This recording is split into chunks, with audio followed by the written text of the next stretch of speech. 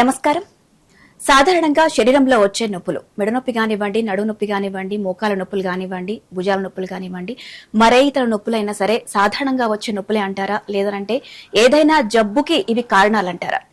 లేదా ప్రతి ఒక్క నొప్పికి కొన్ని రకాల పెయిన్ కిల్లర్స్ వాడుతూ ఉంటారు. ఇలా పెయిన్ కిల్లర్ వాడడం కరెక్టేనా? అయితే ఇలా నొప్పి వచ్చినప్పుడల్లా శాశ్వత పరిష్కారానికి డాక్టర్ దగ్గరికి వెళ్లి ట్రీట్మెంట్ తీసుకోవడం ఖచ్చితం అంటారా? ఇలాంటి వివరాలను తెలియజేయడానికి మనతో ఉన్నారు Gaman hospital MD doctor Nandakishore గారు. నమస్కారం సార్. నమస్కారం అమ్మా. సార్ బాగున్నారా? బాగున్నాను తల్లి. సార్, సాధారణంగా వయసు చిన్న వయసు అయినా సరే, కొంచెం పెద్ద వయసు అయినా సరే, సాధారణంగా ప్రతి ఒక్కరికి నొప్పులు అనేవి కామన్ గా వస్తూ ఉంటాయి. అసలు ఈ నొప్పులు ఎందుకు వస్తుంటాయి అంటారు? చాలా మంచి ప్రశ్న అడిగారమ్మా.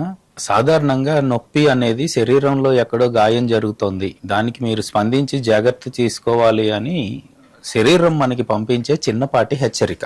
అందుచేత pain is a necessary devil అని అంటూ ఉంటారు. కాకపోతే చాలా సందర్భాల్లో దాన్ని అశ్రద్ధ చేసినట్లయితే, దాని మూల కారణాన్ని కనుక్కోని పక్షంలో ఇనీషియల్ గా అది ఇచ్చిన సిగ్నల్ ని మనం నెగ్లెక్ట్ చేసినట్టు అవుతాం.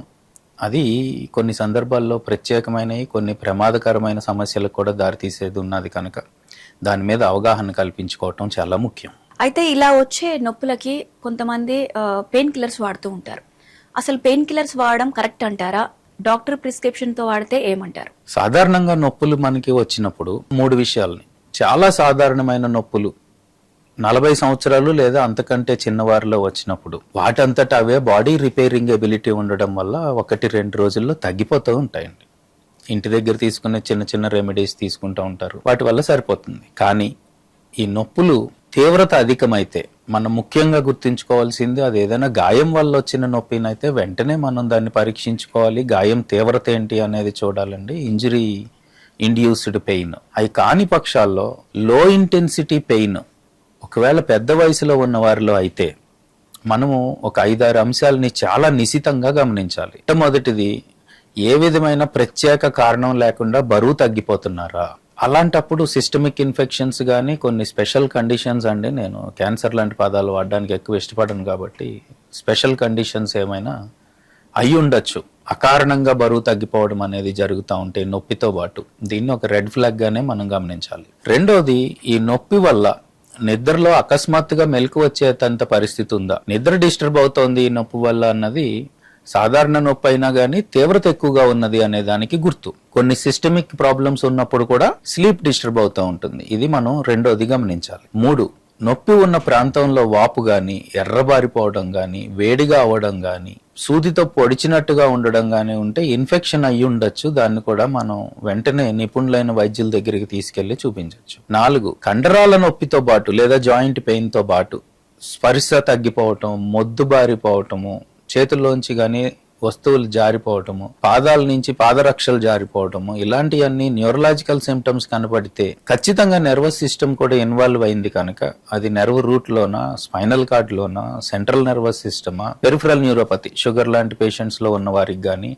కొన్ని ప్రత్యేకమైన సందర్భాల్లో వాస్కులోపతి అంటే బ్లడ్ వెసల్స్ బాగా డ్యామేజ్ అయిపోవడం వల్ల రక్తనాళాలు ప్లస్ నర్వ్ సిస్టమ్ కూడా దెబ్బతింటుంది. ఇలాంటివన్నీ కూడా పెద్ద సమస్యలుగానే మనం పరిగణించాలి. సో సూచన ప్రకారం మళ్ళీ మరొక్కసారి అందరికీ సులువుగా ఉండడం కోసం చెప్తానండి. అకస్మాత్తుగా బరువు తగ్గిపోవటము ఖచ్చితంగా రెడ్ ఫ్లాగ్. నిద్ర పాడయి నొప్పి వల్ల సడన్ గా అకస్మాత్తుగా నిద్రలోంచి మెలకు వచ్చి అది ఇబ్బంది పెట్టడము ఖచ్చితంగా that is a red flag. ఎర్రగా అయిపోయి వాపు వచ్చి సూదితో గుచ్చినట్టు ఉండడము ఖచ్చితంగా రెడ్ ఫ్లాగ్.